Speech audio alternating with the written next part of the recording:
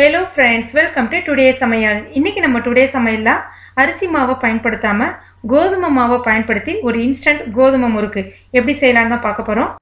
எப்பவுமே நம்ம அரிசி முறுக்கு செய்யறதா இருந்தா அரிசியை கழுவி காய வச்சு அரைச்சி அந்த மாதிரிலாம் செய்யணும். ஆனா இதை ரொம்ப சுலபமா செஞ்சிடலாம். சுவையும் பார்த்தீங்கன்னா ரொம்ப அருமையா இருக்கும். அதுவும் இந்த மாதிரி சமயங்கள்ல இது இன்ஸ்டன்ட்டா உங்க குழந்தைங்களுக்கு நீங்க செய்து கொடுக்கலாம். ஆரோக்கியமா கூட. இதை இப்போ எப்படி செய்யறது நம்ம பார்க்க ஆரம்பிச்சிடலாம். அதுக்கு நான் இன்னைக்கு 2 கப் அளவுக்கு கோதுமை மாவு எடுத்திருக்கேன். கோதுமை மாவை ஒரு தடவை சலிச்சிட்டு பயன்படுத்துங்க. இது சரியா ஒரு 320 கிராம் அளவுக்கு இருக்கும். அடுத்ததா ஒரு வெள்ளையான சுத்தமான துணி ஒன்று எடுத்திருக்கேன். நம்ம கொழுக்கட்டை புட்டுலாம் செய்ய பயன்படுத்துவோம் இல்லையா, அந்த மாதிரி துணியா இருந்தா கூட பரவாயில்ல. இப்போ இதுல இந்த மாவை சேர்த்துடலாம். சேர்த்துட்டு ஒரு மூட்டை மாதிரி சின்னதா இந்த மாதிரி நம்ம கட்டிக்கலாம். அடுத்ததா ஒரு இட்லி தட்டு மேல இதை அப்படியே வச்சிடலாம்.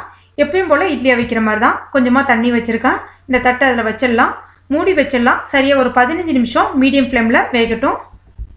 இந்த கோதுமை மாவை நம்ம ஏன் வேக வச்சு பயன்படுத்தணும்ன்ற காரணத்தை நான் சொல்றேன். இப்ப சரியா 15 நிமிஷம் ஆயிடுச்சு. திறந்து பார்த்துடலாம். இப்ப ஸ்டவ் ஆஃப் பண்ணிட்டு அந்த மாவை எடுத்து தனியாக அப்படியே ஆற வச்சிருங்க.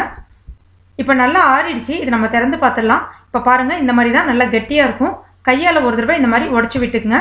அப்புறம் இதை மிக்சி ஜார்ல சேர்த்துட்டு கொஞ்சம் நல்லா பவுடரா அரைச்சி எடுத்துக்குங்க. அதாவது கட்டிலாம் எதுவும் இல்லாம அந்த மாதிரி அரைச்சி எடுத்துக்குங்க. இப்போ இது ஒரு அகலமான பாத்திரத்துல சேர்த்துடலாம். அடுத்ததா ஒரு 1/2 ஸ்பூன் அளவுக்கு மிளகாய் பொடி, ஒரு 1/2 ஸ்பூன் அளவுக்கு ஓமம் எடுத்திருக்கேன். ஓமத்தை ஒரு தடவை இந்த மாதிரி கையால தேய்ச்சிட்டு சேர்த்துக்குங்க. ஓமம் இல்லை அப்படின்னா 1/2 ஸ்பூன் அளவுக்கு ஜீரகம் சேர்த்துக்கலாம். இப்போ இதுல தேவையான அளவுக்கு உப்பு, அப்புறம் ஒரு 2 ஸ்பூன் அளவுக்கு சாதாரண எண்ணெய் தான் சேர்க்கிறேன். சேர்த்துட்டு ஒரு தடவை நல்லா கலந்து விட்டுக்குங்க. அதுக்கு அடுத்ததான் கொஞ்சமா தண்ணி, நார்மல் பச்சை தண்ணி தான் சேர்க்கிறேன். நம்ம சப்பாத்தி மாவுலாம் பிசைவோம் இல்லையா, அந்த மாதிரி நல்லா பிசைஞ்சிக்கங்க. அதே சமயத்துல ரொம்ப கல்லு மாதிரி இருக்கக்கூடாது, நல்ல இலகன மாதிரியே இருக்கணும். நம்ம முறுக்கு மாவுலாம் எப்படி பிசைஞ்சு ஃபுல்லா இலகன மாதிரி எடுப்போமோ அந்த மாதிரி எடுத்துக்கணும். ரொம்ப கல்லு மாதிரி இருந்துச்சுன்னா நமக்கு பிழியறதுக்கு சௌரியப்படாது. இப்ப பாருங்க, நான் நல்லா கொஞ்சம் இலகன மாதிரி பிசைஞ்சு எடுத்துக்கிட்டேன். நான் ஏற்கனவே சொன்னேன் இல்லையா, இந்த மாவை நம்ம ஏன் அவிச்சு பயன்படுத்துறோம் அப்படின்னு சொல்லிட்டு. இதுவே நம்ம சப்பாத்தி மாவை பிசைஞ்சிட்ட பிறகு இழுத்து விட்டோம்னா கொஞ்சம் ரப்பர் மாதிரி எலாஸ்டிக் மாதிரி விரிஞ்சு வரும். ஆனா இதுவே பாத்தீங்கன்னா இந்த மாதிரி நம்ம அவிச்சிட்டு பயன்படுத்தும் போது நம்ம மாவு இப்படி எடுக்கிறோம் பாருங்க, அழகா ஈஸியா பிரிஞ்சு வருது பாருங்க. அதாவது நம்ம அரிசி முறுக்கு மாவு ரெடி பண்ணுவோம் இல்லையா, அப்ப அந்த மாவை நம்ம பிரிச்சு விட்டோம்னா இந்த மாதிரி தான் வரும். ஸோ இப்போ அந்த பதத்துக்கு வந்துருச்சு. அடுத்ததா நம்ம அந்த துணி விரிச்சு பயன்படுத்தணும் இல்லையா, அந்த துணியை ஒரு தடவை அலசிட்டு பிழிஞ்சிட்டு எடுத்திருக்கேன். இதை விரிச்சு விட்டுக்கலாம். அடுத்ததா நான் ஸ்டார் வச்சு தான் இன்னைக்கு பயன்படுத்தியிருக்கேன். அந்த ஒண்ணே ஒன்று இருக்கும் இல்லையா, அந்த ஸ்டார் வச்சு தான் பயன்படுத்தியிருக்கேன். இப்போ இந்த துணியில நம்ம பிழிஞ்சு விட்டுடலாம். எதுக்காக நான் துணியில பிழிகிறேன் அப்படின்னு பார்த்தீங்கன்னா, உங்களுக்கு எல்லா முறுக்குமே நம்ம பிழிஞ்சு வச்சுட்டோம்னா எடுத்து போறதுக்கு ரொம்ப சௌரியமா இருக்கும். இது பார்த்தீங்கன்னா ஸ்டார்டிங்ல கொஞ்சம் சின்ன ரவுண்டு ஆரம்பிச்சு அதை ஒட்டியே எல்லா ரவுண்டுமே வாங்க. ஒரு 3ல இருந்து 4 ரவுண்டு இல்லைன்னா 5 ரவுண்டு வரைக்கும் வரலாம்.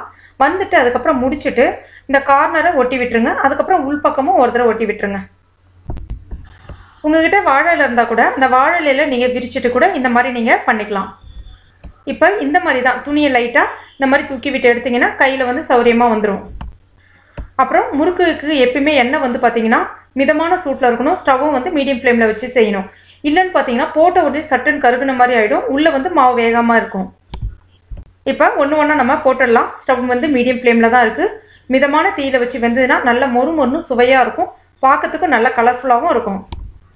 இது ஒரு பக்கம் வந்த பிறகு நம்ம இப்ப திருப்பி போட்டுடலாம். கொஞ்ச நேரம் மட்டும் இருக்கட்டும். இப்ப பாத்தீங்கன்னா அதுல இருக்கக்கூடிய அந்த ஈர சலசலப்பு, அந்த பபிள்ஸ் எல்லாமே அடங்கிட்டு அந்த முறுக்கு கொஞ்சம் கீழே தங்கன போல இருக்கு பாருங்க. இதுதான் சரியான பதம். இப்ப பாருங்க, நல்ல சிவந்து அருமையா அழகா ரெடியா இருக்கு பாருங்க. எவ்வளவு ஈஸியா சுலபமா வேலை முடிஞ்சிருச்சு பாருங்க. ரொம்ப அருமையா இருக்கும் அந்த முறுக்கு. கண்டிப்பா நீங்க ட்ரை பண்ணி பாருங்க. அவ்வளோ ஆரோக்கியமானது கூட. நான் உடைச்சியும் காமிக்கிறேன் பாருங்க, எந்த அளவுக்கு நல்ல சத்தம் கேட்குது பாருங்க. ஃப்ரெண்ட்ஸ், நீங்களும் கண்டிப்பா உங்க வீட்டில் இதே மெத்தட்ல ட்ரை பண்ணி பாருங்க.